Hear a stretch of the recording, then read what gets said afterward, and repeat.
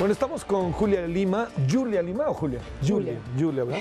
Julia Lima, coordinadora de protección a la libertad de expresión de Artículo 19 en Brasil. Ella está en Sao Paulo y a lo largo de mucho tiempo su vida se ha dedicado a este entorno y está en el marco de esta reunión que se está sosteniendo en México sobre diferentes temas que tienen que ver con... Bueno, antes que nada, Julia, bienvenido. Muchas gracias. Buenas noches, Javier. A ver, estamos con que están discutiendo. ¿A ti te tocó hoy lo de género? Sí. Esta libertad de expresión.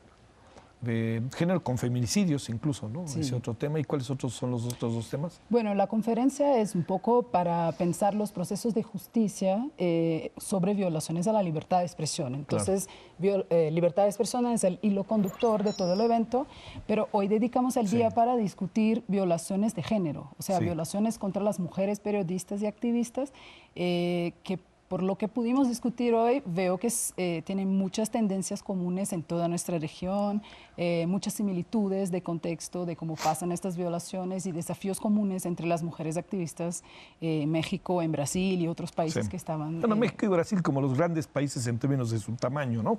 Diría yo. De tamaño y de violencia en contra periodistas. De violencia en contra periodistas. Estaba pensando si te preguntaba algo otra. A ver, déjame preguntarte primero y nos metemos luego a eso. Claro. ¿Cómo es la vida para Brasil con un tipo que se apellida Bolsonaro? Mala. Pero ¿cómo te explica? Oye, sí, espérame, seguro coincidimos, pero ¿cómo te explicas esa victoria tan contundente? ¿Qué habrá pasado entre los brasileños? Sí, yo creo que la primera cosa muy importante que debemos hacer ahora en Brasil, y sirve la lección para otros países de América Latina, es cómo llegamos hasta eso. Claro. Y tiene todo que ver con la libertad de expresión también, el derecho a la comunicación, cómo se disputó la narrativa de los procesos políticos que estamos pasando en los últimos años y cómo fue una narrativa muy construida por grupos políticos conservadores como Bolsonaro, que creo que es la grande figura de los grupos conservadores en Brasil ahora, de poner como si fuera sencilla cuestiones muy complejas. Por ejemplo, corrupción. Mucho se habló desde 2013, tuvimos un montón de protestas en contra de la corrupción, mucho se habló de que el sistema político representativo en Brasil ya no era suficiente para representar a las personas, pero tuvimos algunas voces que utilizaron a este discurso como si las soluciones fueran simples. Sí. Y las soluciones nunca son simples para problemas tan complejos como tenemos en Latinoamérica. Claro. Eso es una cosa. La otra creo que fue el rol de los medios de comunicación.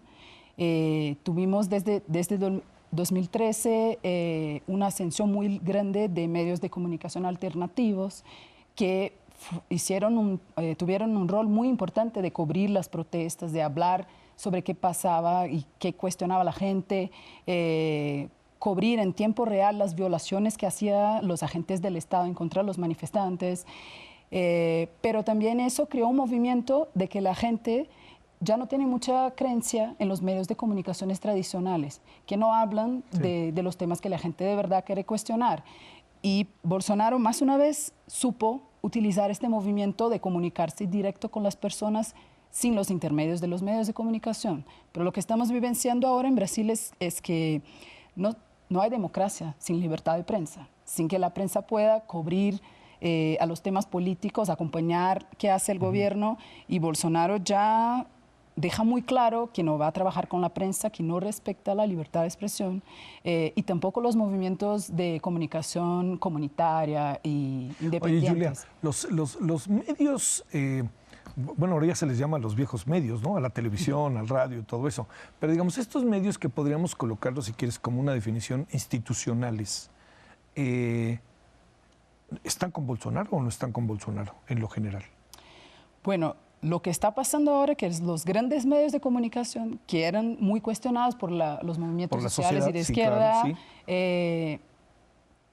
no tienen más apoyo de ningún sector social. Y Bolsonaro no dialoga con los grandes medios de comunicación, con excepción de Record, que es una red de los movimientos evangélicos, que sí, los evangélicos en Brasil están muy articulados para llevar sus creencias a la tele, a la política. Sufrir, acá los tenemos, ¿no? Y no lo digo peyorativamente, pero pare de sufrir, aquí decimos un poco en juego, ¿no? Sí, y es eso, como están avanzando a otros sectores, ¿no? Tienen una gran bancada, llamamos en Brasil, que son los grupos políticos, en el Congreso. Tienen representantes en muchos gobiernos locales y tienen un gran medio de comunicación que es la Record y son aliados de Bolsonaro. Entonces, mucho de la comunicación con la prensa tradicional, Bolsonaro lo hace solo con Record y para los otros medios es totalmente cerrado. Por ejemplo, la cobertura de la posse, el 1 de enero, ya pudimos saber cómo va a ser la relación de Bolsonaro con la prensa, porque los periodistas fueron prohibidos de cubrir, prohibidos de llevar agua, manzanas y comidas para una cobertura que iba a llevar un día, tardar un día. Entonces, habla mucho de libertad de expresión, pero para él y para los suyos, que es utilizar los medios. Híjole. Oye, se pone fuerte, ¿no? Se pone muy fuerte. A ver, ahí sobre eso mismo, que creo que era la pregunta que te iba a hacer hace rato, creo que está ahí ligada, estamos en lo mismo, la libertad de expresión. A ver, ¿qué es lo que sucede con un país tan grande, con un país que fue gobernado por la izquierda por varios años, con dos personajes muy carismáticos y fuertes, como Lula, como la señora Rousseff? ¿Qué fue lo que acabó pasando? ¿Cómo te lo explicas, Julia? Tomando en cuenta que uno diría, pues estos, en el mejor sentido de la palabra, llegaron para quedarse, ¿no? Porque Brasil se veía como un país boyante. Le apareció Debrecht, le apareció Lula en la cárcel, que sacaron a la señora Rousseff. A ver, ¿cómo explicarnos en esa locura que es Brasil todo esto? Entiendo que tendrías que necesitar 3 horas, pero así de breve manera, eres periodista, a ver, ¿cómo lo explicamos? Yo creo que uno de los componentes más importantes que faltó a PT, el partido de Lula, de los trabajadores, democratizar la comunicación. Como tú justo comentaba, tenemos grandes medios viejos que siempre jugaron un rol muy importante en cubrir la política brasileña que no era favorable a los gobiernos de PT. Aunque el Partido de los Trabajadores hizo algunas iniciativas de democratizar la comunicación, como fortalecer a las radios comunitarias, no avanzó. Hubo mucha criminalización de los medios alternativos, medios pequeños y mucha violencia también, porque creo que tú mencionó un tema que es muy importante. Brasil es gigante. Entonces, hay muchas complejidades regionales y locales que uno que no trabaja con libertad de expresión no puede saber. Entonces, nosotros, por ejemplo, que monitoreamos casos de violencia en contra periodistas en Brasil, tenemos muchos desafíos de encontrar a estos casos, porque la mayoría de las víctimas, y yo creo que eso también es un tema que nos conecta con México, son periodistas de medios locales, medios pequeños, periodistas independientes, comunicadores ciudadanos, y que tienen un rol súper importante en la política local. Aunque los políticos locales sean de distintos partidos políticos, hay una tendencia de violencia cometida por agentes del Estado. Y ese proceso de enflaquecimiento de los medios locales, junto con los medios nacionales, grandes medios, hablando en contra de la política de PT, hizo con que la comunicación, que es clave para que un partido se pueda comunicar con la sociedad, no fuera un pilar del gobierno de PT. Entonces, yo creo que ese fue uno de los temas principales que pasó. Además, perdón. No. Oye, a ver, pero sí, claro, no, pero te diría, a ver, Julia, ¿qué supones qué fibra, como aquí, sé que estás al tanto de lo que fue la elección en México, ¿no? Cuando nos explicamos o tratamos de explicarnos por qué ganó López Obrador, a las conclusiones que llegamos, hay muchas razones, ¿no? Pero algunas de ellas muy focalizadas son un deterioro brutal de la clase política que venía gobernando y una alternativa que le ofrece. O sea, no es solo una cosa, ni es solo la otra cosa. Que tocó nuestras fibras, pero también tocó nuestro hartazgo. Él se convirtió en la canalización del hartazgo. ¿Qué fibras tocó Bolsonaro en los brasileños? ¿Qué supones que hizo que los brasileños incluso fueran... el voto es obligatorio, ¿no? En Brasil. Sí. Bueno, además de que es obligatorio, ¿qué supones que pasó? O sea, yo te diría, ¿qué hiciste el día de las elecciones, de la segunda? La primera vuelta, pues ya, a ver qué pasa. Pero la segunda vuelta, ¿qué pasaba en Brasil, no? Sí, yo creo que fueron dos puntos principales. Sí. Uno, la lucha en contra de la corrupción y una cobertura no muy real de cuáles son todos los agentes políticos envolvidos en la corrupción, Sí. lo que abrió espacio para un discurso de Bolsonaro de que él es un político distinto. Sí, claro. Aunque sea diputado federal hace más de 20 años. Sí. Entonces está completamente Sí, todo el mundo odia involucrado. la política, pero es político, ¿no? Sí, de los políticos, no Exacto. todos. Y eso, la descreencia de los brasileños con la clase política, Sí, claro. de que no representan a sus intereses, además crisis económica. Entonces Bolsonaro viene con un discurso muy fácil de que resolverle estos problemas que son históricos y estructurales en nuestro país está fácil. Sí. Por ejemplo, con el tema de defensa de derechos humanos y comunidades tradicionales, propone una solución muy simple. Los indígenas tienen que se integrar.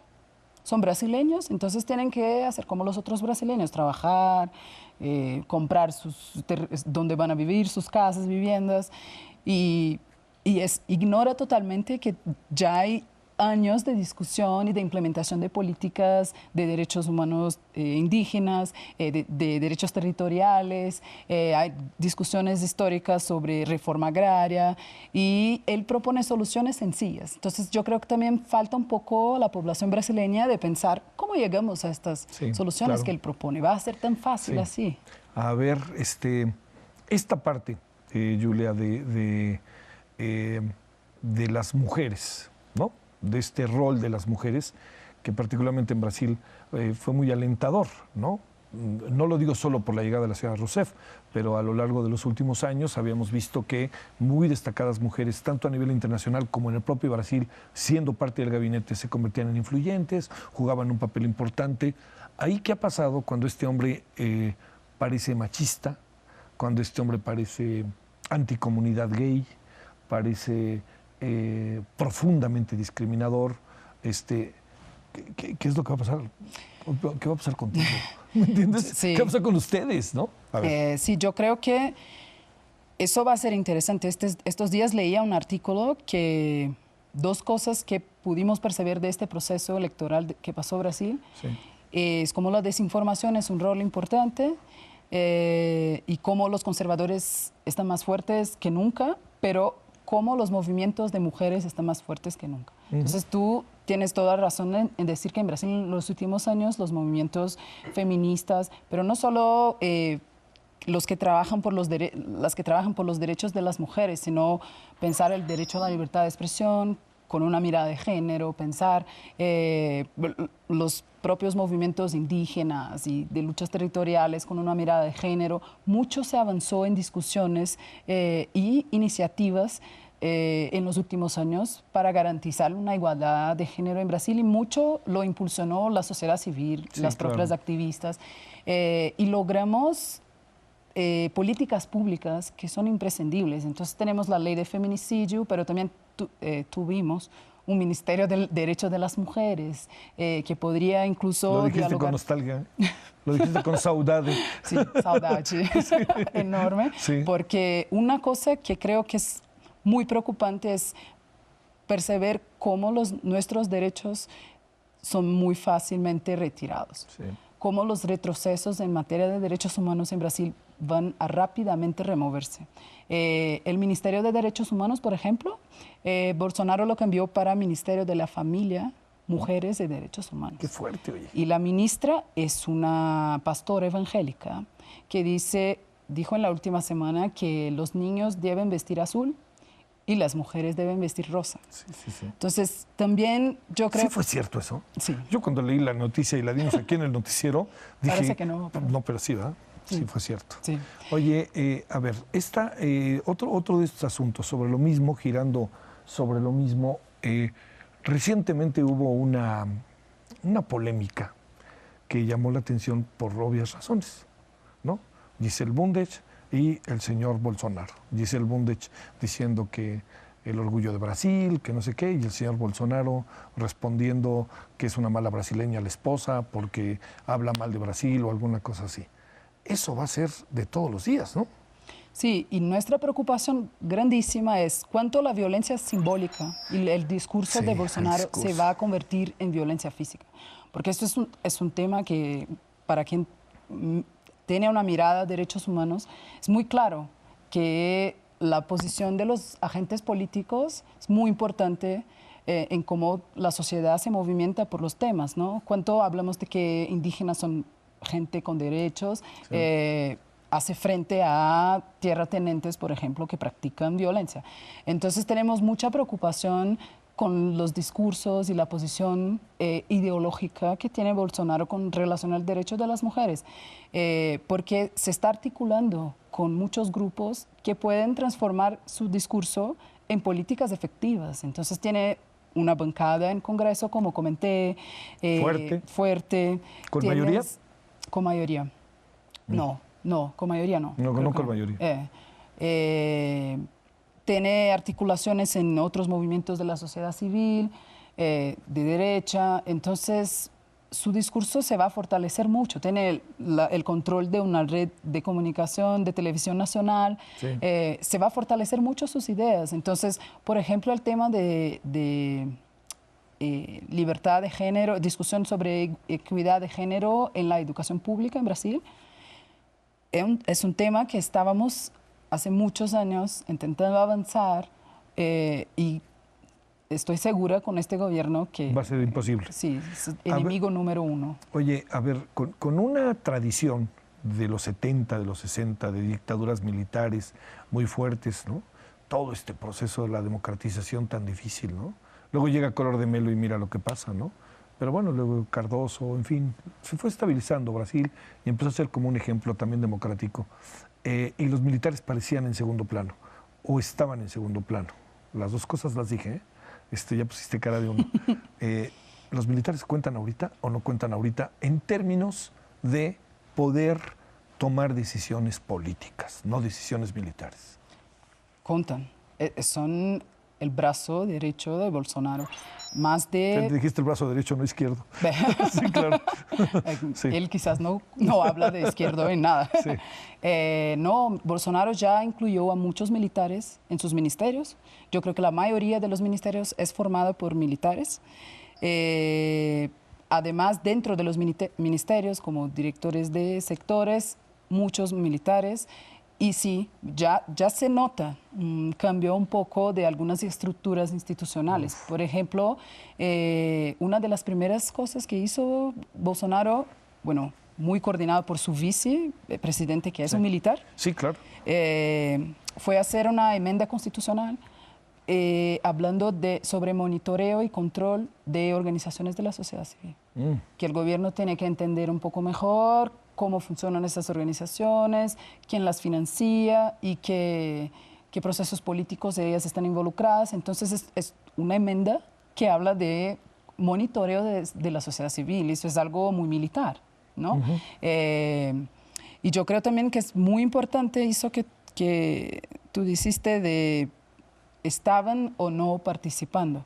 Yo creo que en términos de política institucional, hace años que no tenían este rol tan involucrado, sobre todo en el Ejecutivo Nacional, pero Brasil falló mucho con sus procesos de memoria, de qué se pasó en la dictadura, sí, de qué violaciones cometió el Estado, y eso yo creo que también un poco de lo que hablábamos antes, de cuáles son los motivos que llegamos aquí, a este momento horrible, es que los brasileños no conocen su historia. Sí. No conocen qué puede hacer un gobierno controlado por militares, qué violaciones de derechos humanos se pasaron en nuestro país, cuáles fueron los procesos que pasamos para llegar a nuestra tan frágil democracia, como tú comentaste. Ya tuvimos 2 impeachments en 30 años de democracia. Sí, el de Collor y el de Dilma. El de Dilma, ¿no? Oye, la parte que a ver, ¿qué hace artículo 19? ¿qué haces tú ahí en medio de...? Es decir, tienes que restablecer todo un proceso y lo digo también un poco como entender el momento, ¿no? Eso, porque aquí estamos también ante los grandes problemas que tienen, pues la verdad, las democracias, ¿no? Puedes tú no estar de acuerdo, pero las minorías parece que no existen, llegan procesos muy fuertes, muy abrumadores de victoria, se hacen muy fuertes los políticos en el poder y poder establecer esa relación de intentos de conciencia democrática, de libertad de expresión, son verdaderamente, en este caso brasileño, contracorriente, ¿no? Sí, exacto. ¿Qué vas a hacer? Bueno, nosotros justo trabajamos para que la libertad de expresión e información como pilares para garantizar las democracias sean fortalecidas en los países que trabajamos. Y sí, trabajamos por muchas partes del mundo, y en Latinoamérica, más en México, Centroamérica, y en Brasil y Sudamérica. O sea, su principal relación un poco es México, ¿no? Sí. Y lo digo en el sentido de tenemos coincidencias, problemas comunes, cosas de ese tipo. Muchas similitudes en materia de violencia en contra periodistas, comunicadores en general. Como te comenté, los procesos de amenazas, ataques y asesinatos de periodistas que se pasan acá son muy similares a los que se pasan en Brasil. Agentes del Estado, aquí ustedes tienen el componente del narcotráfico, pero en Brasil también tenemos mucha violación por parte de la policía, de los agentes de seguridad. Y uno de nuestros principales tareas es comprender cómo se están pasando estas violencias para justo poder pensar estrategias de combatirlas, de prevenirlas y de fortalecer la libertad de expresión, sobre todo de los grupos que tienen La relación con el gobierno es difícil. Sí, y se está dificultando cada vez más. Es necesario decir que en los últimos años del gobierno de PT fue un poco complicado la relación con la sociedad civil en general, sobre todo porque por los problemas políticos que estaban teniendo, hubo muchos cambios en ministerios, de representantes, y con eso la tarea de desarrollar políticas públicas es muy compleja, sobre todo si queremos políticas públicas efectivas y que se apliquen en nuestros países. Entonces, perdemos mucho de desarrollar políticas públicas con personas que ya se cambiaron. Sí, ¿no? Que ya no están. Sí, y ahora yo creo que va a ser aún más complicado por lo que ya dijo Bolsonaro sobre su relación con la sociedad civil y las organizaciones. Yo no sé ni siquiera si vamos a tener espacio para este tipo de articulaciones. Sí. A ver, Julia, esta parte final, déjame plantearte cosas así como estas. Tú vienes a México y estás hoy en una reunión en la que oyes muchas voces. Estoy cierto que querrán escuchar tu voz, pero oyes muchas voces. Voces que representan miradas de países de origen donde la gente está. Si yo te dijera, ¿cómo tendríamos que hacerle para que no tuviéramos a futuro Bolsonaros en México, en Guatemala, Colombia, ¿no? Venezuela con toda la complejidad que tiene, Argentina, que también vivió un proceso muy complicado, ¿no? Ahora con Macri, y también lo vivió con Cristina, no nos hagamos, ¿no? También no vamos a poner cara de que ahí funcionaba. A ver, esta experiencia que de repente da la impresión de que la historia los coloca un paso arriba de nosotros.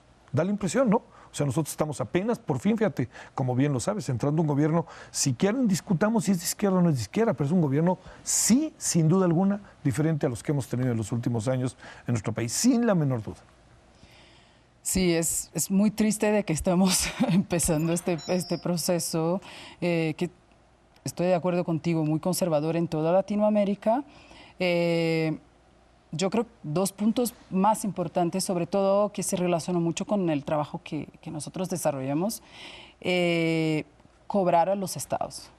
Cobrar no solamente que ellos combatan la corrupción, pero ¿qué están haciendo? ¿Cómo? Cobrar transparencia y acceso a la información de cómo se desarrollan las políticas de Estado, porque vivimos en democracia, entonces supuestamente los ciudadanos tienen que participar de procesos políticos, al menos serán informados sobre eso, si las participaciones no son tan directas. Sí.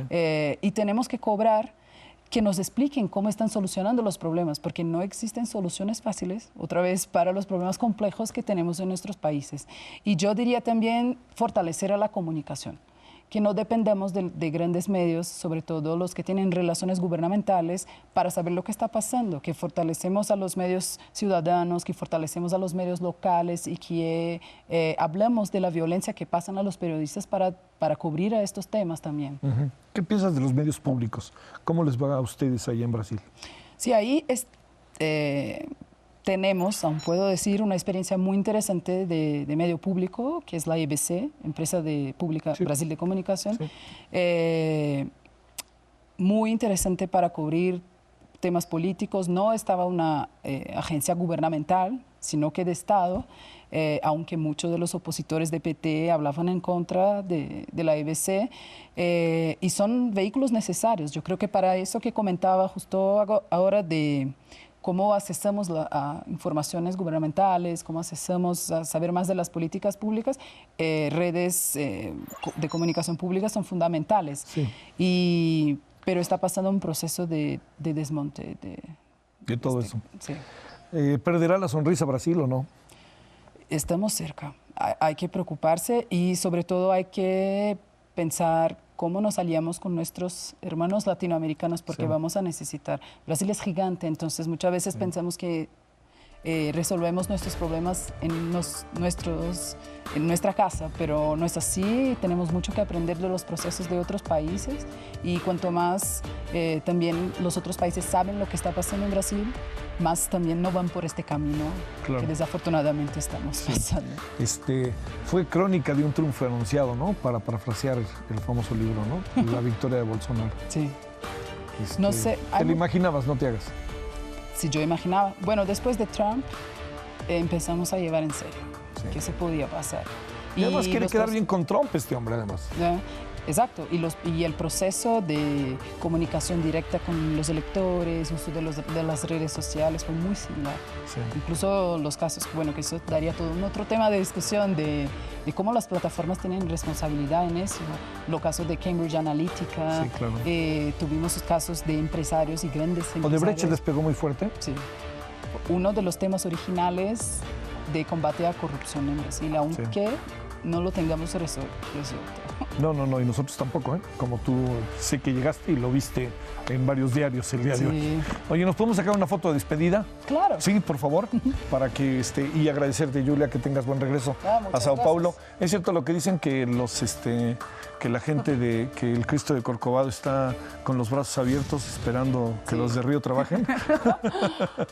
Muchas gracias. Gracias. Era para recibir a la gente de fuera, pero ahora que Bolsonaro incluso está cambiando la política con migración, ¿no? Con migración. Salió del pacto de migración de la ONU. Sí, claro, ¿no? Muchas cosas. Sí, se quiere decir. Bueno, fue a Davos a hacer la fiesta. Pásela bien, gracias a Dios. No, muchas gracias, Javier. Oye, fue...